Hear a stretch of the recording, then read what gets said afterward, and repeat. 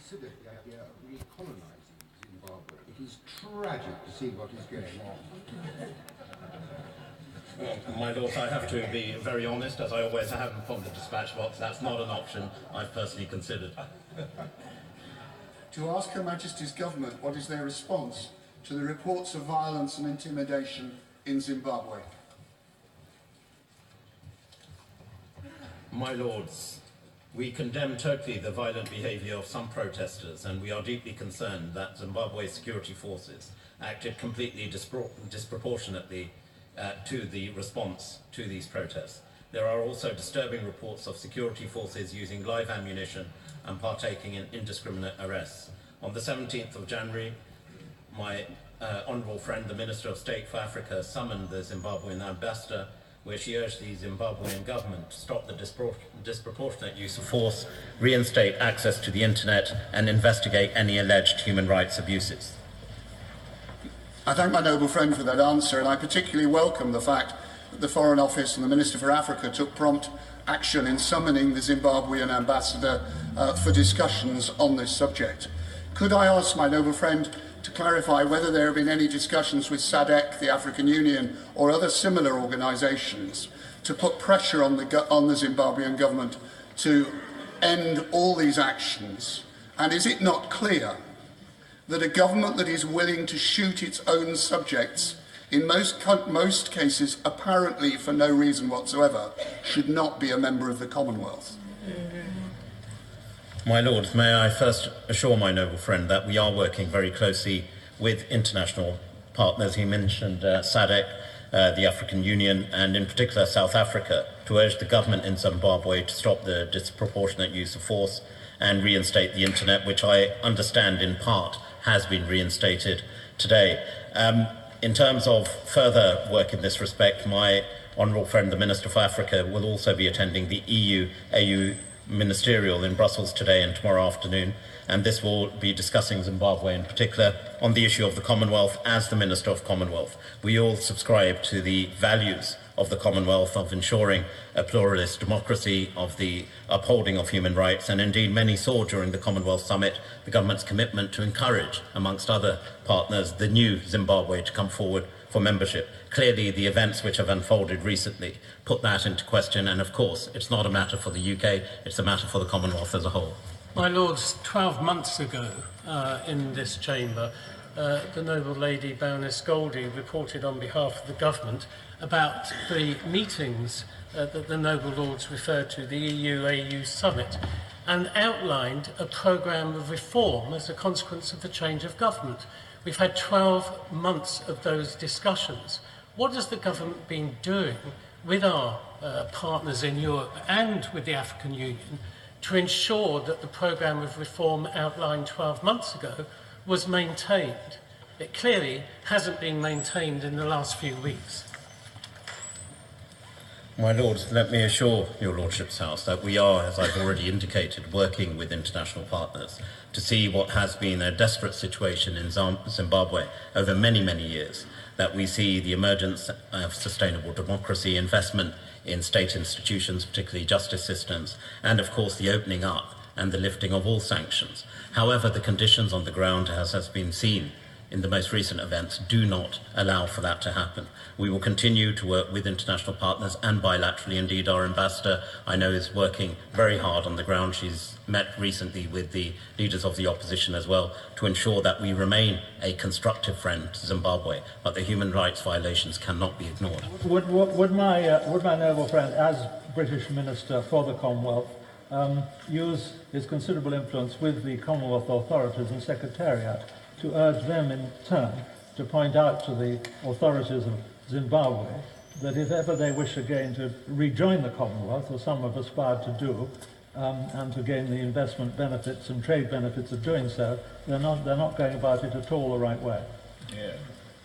Let me assure my noble friend, he makes an important point. We will work very closely with the Commonwealth and indeed the Secretary General of the Commonwealth to ensure that it's made absolutely clear to the government of Zimbabwe. They have to respect human rights, they have to uphold the rule of law, and at the moment the situation on the ground is clear. They're doing neither of those things. My Lords, what we're hearing is clearly very shocking and deeply depressing when people had been optimistic as to where Zimbabwe was heading.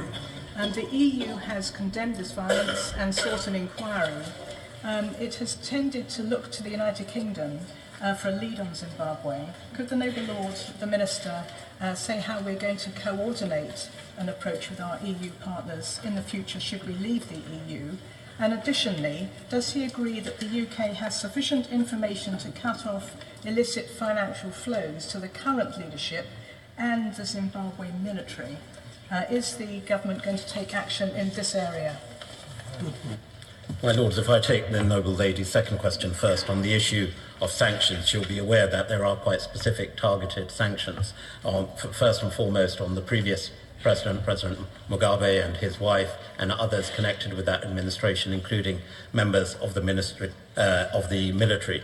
On the issue of our partnership with the European Union, as I've already said, my honourable friend, the Minister for Africa, will be meeting today and tomorrow with European colleagues. On the wider question of what happens post-Brexit, let me assure her that as we see other countries, including most notably Germany and Belgium, joining the Security Council, I'll be heading to New York, I hope later this week, to extend discussions about how we can work together, Brexit aside, on the importance of having a European view on issues of international importance.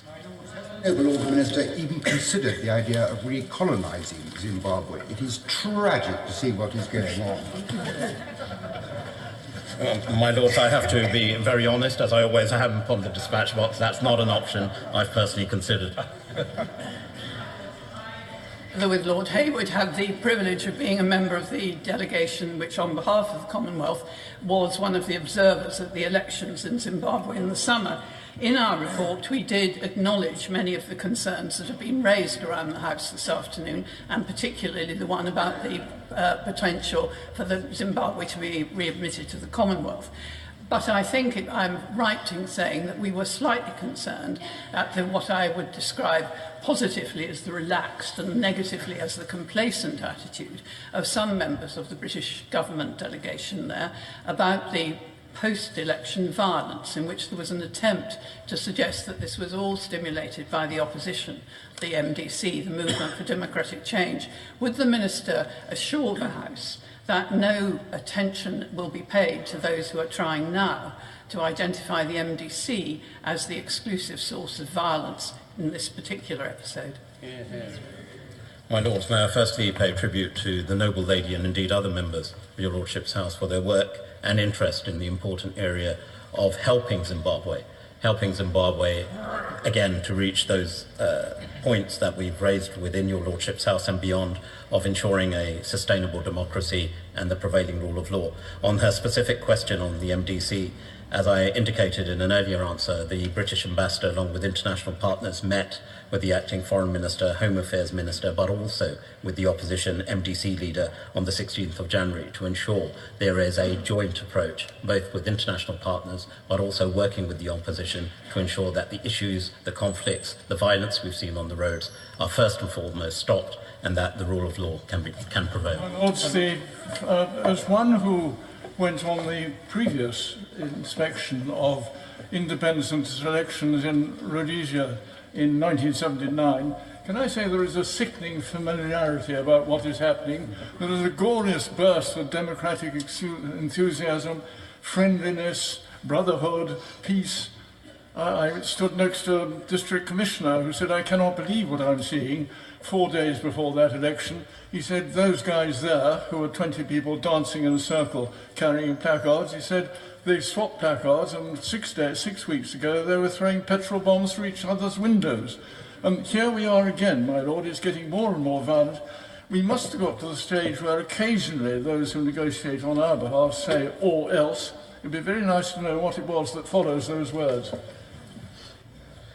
My Lords, let me assure my noble friend that we will work, as I've already indicated, constructive discussions are taking place with international partners and also direct engagement with all parties on the ground. And let me assure you, we are making it very clear that the current violence that we've seen, the violations and abuses of human rights we've seen, and those actions initiated by the security forces are unacceptable, and will continue to work not just in ensuring that is communicated, to taking all appropriate steps to ensure the rule of law can prevail and human rights are respected. My Lords, would the noble Lord the Minister not agree that the austerity measures taken by the Zimbabwe government to double the price of fuel without consultation of the people was deeply irresponsible? I think that was the basis on which the recent riots took place, and the fuel prices is a challenge. However, with the current restrictions which are imposed, and also the lack of reform which other noble lords have indicated in terms of economic reforms on the ground, the opening up of the economy has prevented the kind of economy emerging that we wish to see. Until the Zimbabwe government takes responsibility in that respect, we will not see the change, and it's regrettable, it's challenging. However, these acts of violence cannot continue, and we will make that case very strongly. Noble Lord the Minister even considered the idea of recolonizing Zimbabwe. It is tragic to see what is going on. My Lords, I have to be very honest, as I always have upon the dispatch box. That's not an option I've personally considered.